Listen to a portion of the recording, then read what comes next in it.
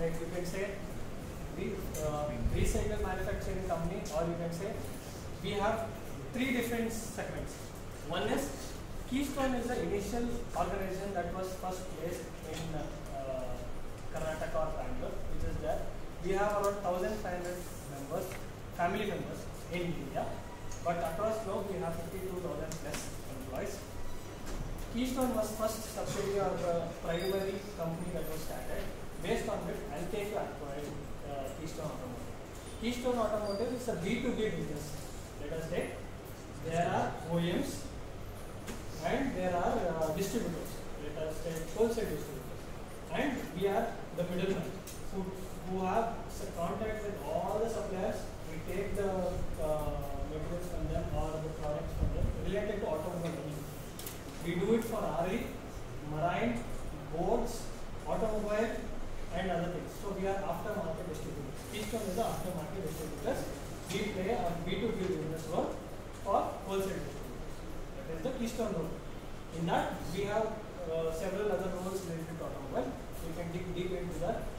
If first you are interested, and you can follow it and we can discuss about that later.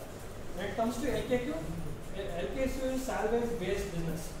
So have you ever heard about salvage based business? What is salvage?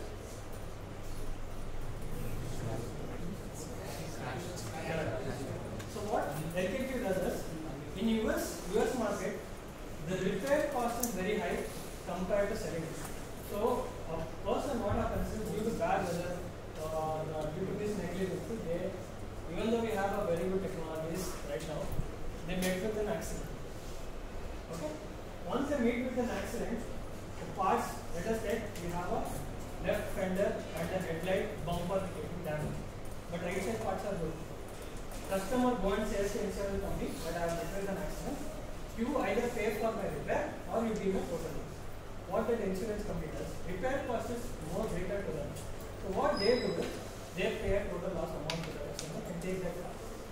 So what you do, you have 30,000 plus parts. When you take a small component, you have 30,000 plus components in a vehicle that we are ready to sell, but only around 5,000 components have been damaged. Rest we have 25,000 components that are available for us to refurbish and sell it out.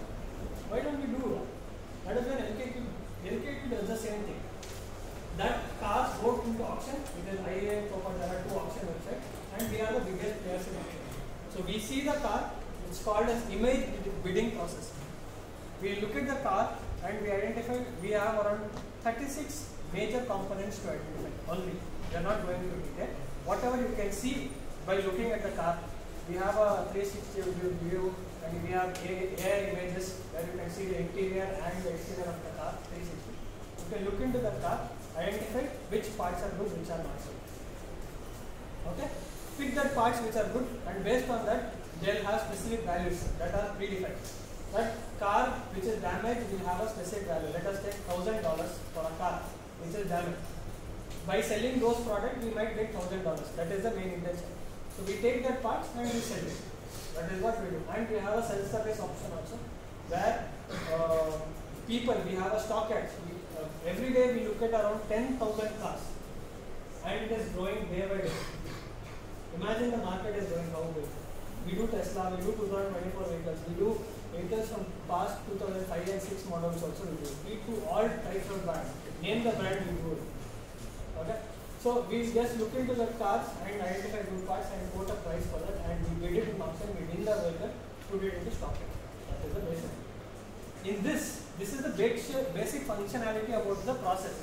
In this process, all different segments that we are looking at has a different opportunities. Let's say image bidding.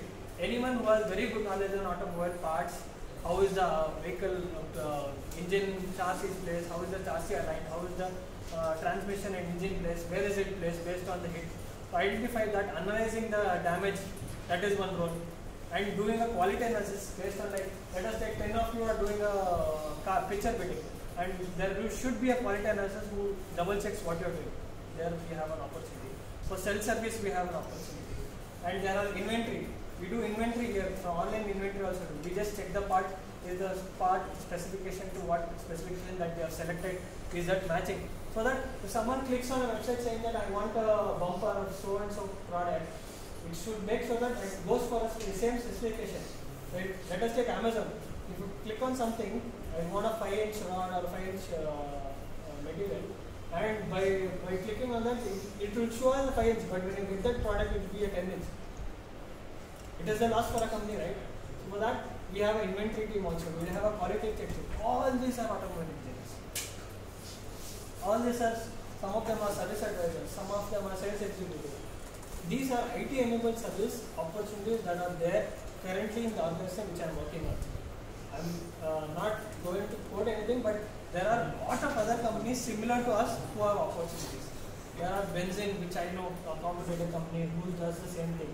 So each and every, now imagine within like 8 years, initially from past 3 years we have started to grow and more opportunities coming. We are now 1,500 capacity. Okay. Our office is in Frankfurt Towers. We have already bought 3 floors, which will, by end of next year, we are planning to go around 2,500 capacity. Look at 1,000 opportunity, 1,000 capacity of opportunity, and we are across globe. An automobile engineer, not only specific to his domain, he can jump into different domains. I'll give an example. I joined in as a procurement engineer there.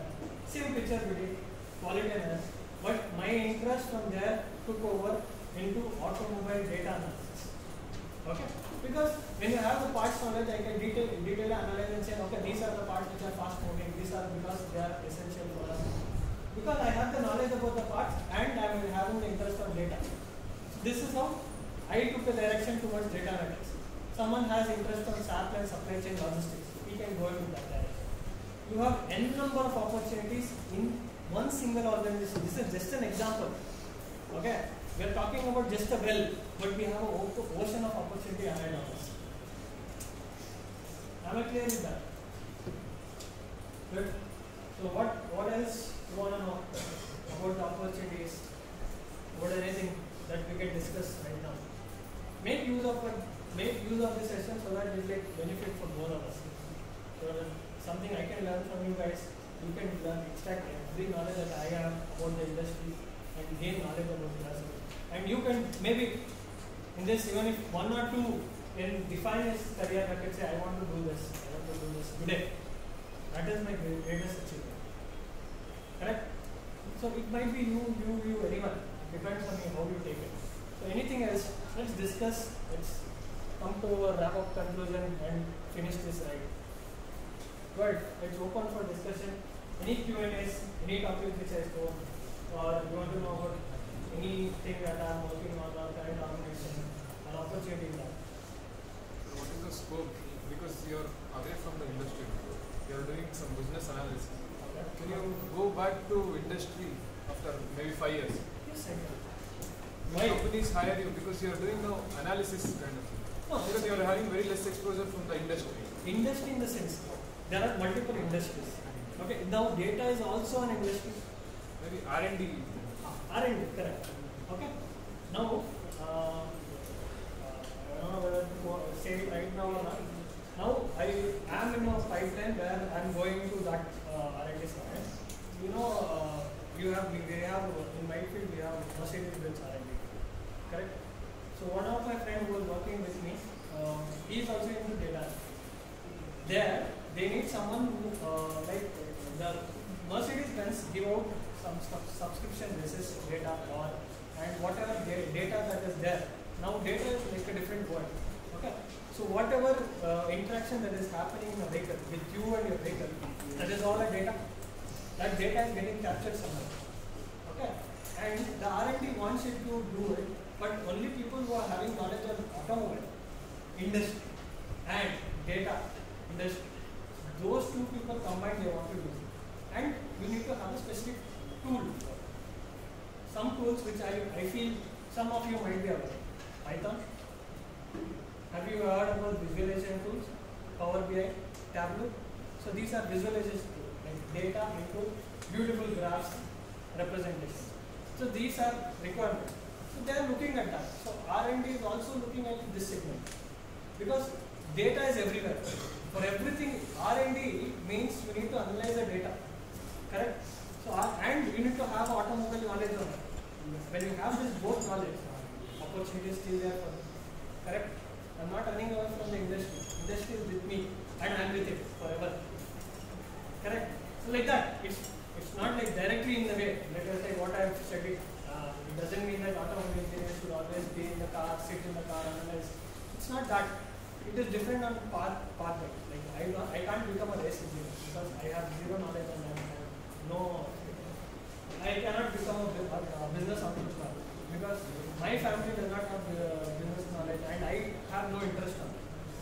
But in the direction what I knew about parts, I knew about automobiles, I knew what they have taught me, thermodynamics, I know what is kinematics, I know what is norm, and I had knowledge on that. That knowledge helped me survive that because I was analyzing the impact force that was happening on each vehicle and identifying how it will affect the other parts of the vehicle when it is hit. Let us say I have a left hit and it is a front wheel drive. Where will the transmission come? Will the transmission get damaged or not? That was analyzed I was doing. From there I went to data, but again I am related to automobile. Identifying which parts is the highest sale, which customers are linked, which manufacturing company is having more supplies with that. It's all related to automobile. From there again you can go to automobile. There is opportunities. Its only thing is you have to know what is their requirement is and you have to gain that. Every company have their portals and their portals they have the detailed description what is the job role, what is the JD. Okay? Based on JD, if you have a goal, let us say I wanted to join Unilever or I wanted to join Ferrari. So they have their own requirements. They have their own skill set. For that, you have to prepare yourself. Go in that direction. Anything else? Hope I answered you. Is it better to wait on the industry now or is it better to do higher education? Okay. Again. Guys, you can be loud in your question so that others know what's your Okay, question. his question is it good to get into industry right now after engineering or shall I go and pursue my graduation, apply higher graduation and then we come back to physics? So now, what I would see it in a two different ways. Okay, it's just my opinion. It's my perspective. Now, when you complete engineering, you have freshers role, completely freshers role. Okay, you have multiple openings for graduation. Fresh graduation in related topics, right? If you have that financial support right now and to do MS right now, you can go ahead. I would not like saying. But when you do an MS, what happens is you become a niche. It means that you are focusing on a specific domain or a specific market. Correct? When you are going into design MS, it's like only designing. When you are going to some other management course, it's only there. Your market becomes lower. That is one thing. But if you are really interested in doing that, you are focused that my goal is this. I want to do a management course. I want to get into industry and this is the role I want to get into. You can do this. That is the best thing to do. But there is also another opportunity. I'll tell you how. Most of the companies right now are educating their employees. So like me, I did my MS, like post graduation in data science from my company. So they have sponsored me. I had the interest, like since it is also benefit for them because what I am learning I can implement on their company and I can grow the organization. So they sponsored me to do it. That is one way of doing it. Most of the companies will, any recognized company organization will have their own policies of educating their employees. Upskilling is one of the key metrics in all the organizations. We have basic around, the rating system that matters. How do you rate yourself? Okay, you need that every year, each individual organization member should upskill himself in one or the other way in whatever he is looking. If you don't upskill yourself, if you don't update yourself, the company will not encourage you anyway. So upskilling is key thing and they will really sponsor you for doing it. Okay, and one more thing is, when other way is, one thing you can do it from office, other way if you are focused on specific domain, you can go to MSc. There is another way where you feel like you need some experience right now. Okay, like I said, a few of us will not get that sponsorship from scholarship or something. So what we did, we studied for few years, whatever we earned through automobile. One, we earned financially, we earned knowledge. Both the things were there. With that finance support, by myself I took into some graduation which I posted after 2 years. Age is there. It is still young. We have a lot of time. So I took that time 2 to 3 years to work. One for a couple of amount of bucks, saved that for some years, and then that you invest on yourself for upskilling in a higher graduation. Correct? By that time, when you are working for 3 years, you gain in your industrial knowledge, and you can you can take a better decision also. Correct? Makes sense? Hope I answered here. So what might be average package in your opinion? It depends on organization. But current market for freshers, it's scaling between 3 to 5. It is just an average. Again, now there are companies, let us say, there are 3 different companies, segments that we do. One is small, mid, large. Mutual funds. Small cap, mid cap, large cap. So who are small cap?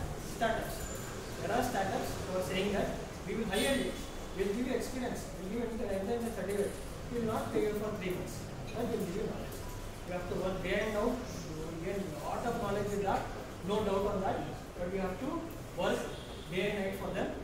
Okay? You have to buckle up your seats and then pass on your seat belts. That's how it will be. It will be tight schedule. You have to forget all the things, work, gain knowledge. That is small cap. Mid cap. In mid cap, there are 2 different segments. Okay? One is product based, one is service based. What is Accenture? Service. What they do, they give services to companies. What is product based? Let us take Walmart. Have you worked on